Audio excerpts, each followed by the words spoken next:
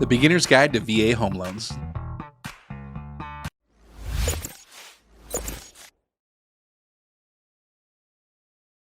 Hey, what's going on, everybody? Jeff Trevarthen, Jeff the Mortgage Pro. Thanks so much for watching my video today. Today we're talking about the Beginner's Guide to VA Home Loans. But first, if you like this video, I would love for you to click that like button down below. That helps get my message out to as many people out here on YouTube as I can. And then if you really enjoy the content that I'm putting out on my channels, if you watch some of my other videos, if you could please click the subscribe button, hit that little bell next to it.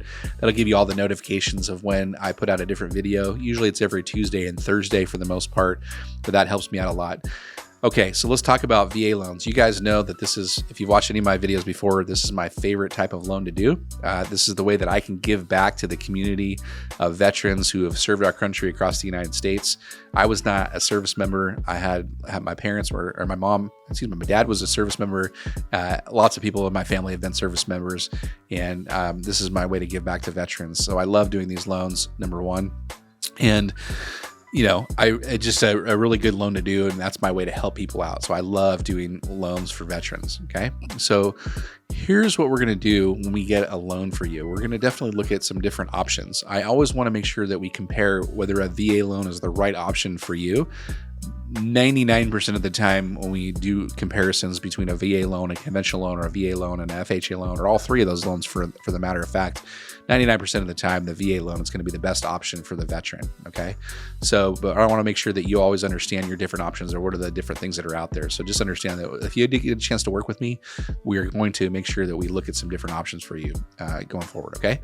All right, here's what we need to do when we are getting ready to do a VA loan purchase. We're going to need to get some paperwork together first. And there's two forms that we need from you for veterans specifically. Okay, the first form is what's called your certificate of eligibility. So whether you work currently in the military or you've been discharged from the military, you should always have a certificate of eligibility. And this determines how much of a VA loan benefit you have. So we can figure out how much of a VA loan you actually can get, number one, and number two, how much down payment you might need to put down on a VA loan. Now, for the most part, if you have never used your eligibility, you can get as much as you can, a VA loan as you can qualify for. But if you've used your eligibility before, there's different calculations that we need to do to figure out how much you need to use for a down payment. Sometimes you don't need a down payment, sometimes you do. But certificate of eligibility is that form that tells us that type of information. So if you don't have one of these or you don't know where to find it, we can usually pull those for you. So you don't even really have to worry about it at the end of the day. But you can also get it from va.gov or go to your local Veterans Affairs office if you need to find that certificate of eligibility or you lost it, okay? The second form you need is if you are discharged from the military, not people that are currently in the military, but if you're discharged, you need what's called a DD214. That's a Form DD214, so Defense Department Form 214, okay? And what this does is it tells us your status as a veteran, whether you're honorably or dishonorably discharged, and whether or not you are eligible for a VA loan. This form will help us determine your eligibility for that form. So if you're a veteran, you need the certificate of eligibility and the Form DD214. And again, if you don't know where that DD214 is or you lost it somewhere, you can always go to your local VA office or you can get it online at va.gov. I'm pretty sure you can order a copy from either of those two places, okay? So those are the forms you need for veteran-specific types of products. You also need some other things in terms of your qualifying for a loan. So basic paperwork usually includes your last 2 months worth of pay stubs, your last 2 W-2s, and your 2 months worth of asset statements showing your cash to close. So, you know, a lot of veterans, they don't have to put a down payment on this. So that's one of the great things about a VA loan. You can do 100% financing. Sometimes you do. So we need to verify that if you have that money available for you, and then also your cash to close. There's going to be some closing costs associated with any type of a transaction as well, or including a VA transaction. So we want to make sure that you have the amount of money in there. So those are the different things you're going to need. Also, a form of government issued ID, driver's license, a passport, things of those natures are also probably going to need those forms as well. Okay, so that's the basic documentation you're going to need to qualify for a VA loan.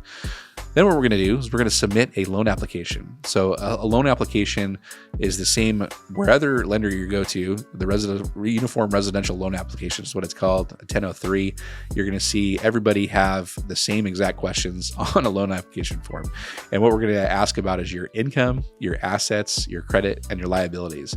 And those different things are going to help us determine how much of a mortgage loan we're going to qualify for. So remember that documentation we want to set up. All we're doing with the documentation is verifying the information that we're putting on the loan application. That's what it's used for. Back in the financial crisis in 2007, 2008, the pendulum was one way in which you barely had to have any documentation for any loans, and then it swung the other way until we had to fully document every single cent that you had in your account.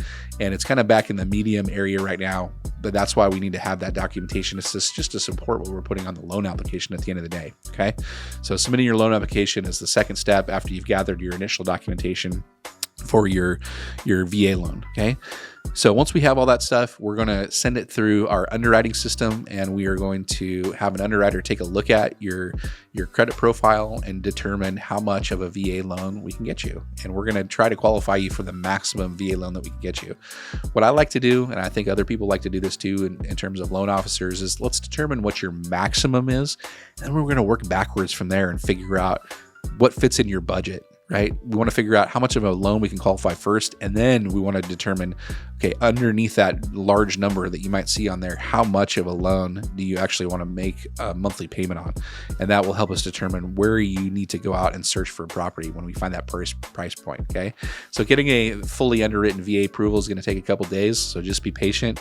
We're going to send it through an underwriter, have a look at it. It also depends on how busy a lender is at any particular time. So it could take a couple, 24 hours or 48 hours, but it could also take a week or two, depending on how busy the market is and how many whether the company's overstaffed or understaffed. Lots of different factors in that. So I'll never give you a timeline exactly, but if you do call in and you want to qualify for a VA loan, we'll figure out how much your timeline is going to be. Okay. So once we get that fully underwritten pre-approval and we know how much you can qualify for, and we know where you want to be in terms of monthly payment, now it's time to do the fun part of the loan. So the next step is to go out and actually find a house. So you want to make sure that you're working with a realtor that is going to be veteran friendly, somebody who knows a little bit about VA loans, knows that there's some nuances on how to negotiate contracts, and we want to make sure that they do the best job of representing you. If you need somebody, always feel free to ask. We can find somebody in your local area, in your local state, to help you get the best realtor to represent you for the VA loan. So we do transactions for VA loans all across the country. So we are experts in VA loans. We may not be specific experts in your particular area that you live in. And that's why we want to make sure that the realtor that you're working with is going to help you get that particular property under contract and have everything negotiated appropriately so that we can close the VA loan smoothly going forward. Okay. So once you're out home shopping, have a great time. This is the fun part. This is the part that everybody loves. You get to go see different houses, figure out what you like, what you don't like, and find that property that's going to be the place that you want to live in, whether it be for a short term or for the long term. This is the property you're gonna put money into and you're gonna want to buy and live in. So enjoy this part of the process. It's always a fun part to me.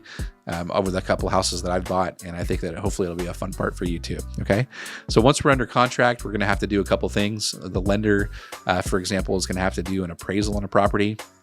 And that means that we'll send out a third-party appraiser to go out and determine what the value of that property is. That's how we know how much money we can lend on a VA loan.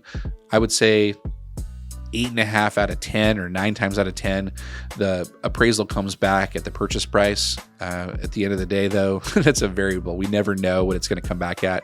We want to make sure that the property is going to appraise. So have your real estate agent help you do some really good comparable sales to help you determine where's that, are we going to be pretty good on the appraisal? Are we going to buy a property that's undervalued or overvalued?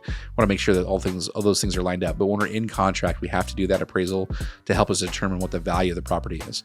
And then in some states, you're going to have to do termite inspections on properties. Most of the southern states, wherever there's moisture, are definitely going to have to do a termite report on those properties. So let's get that stuff ordered and done right away so that we can mitigate any problems early on in the transaction before we get too far along and too deep into the escrow contract. So those are some of the things that we're going to do when we're in the transaction. We're also going to make sure that we submit updated documentation if there's been a lag between when you got pre-approved and when we're actually doing the loan. So we want to make sure all of our paperwork still lines up. You're still eligible for a loan once we get you into contract, and we'll run it through underwriting. So hopefully all this stuff can happen pretty fast.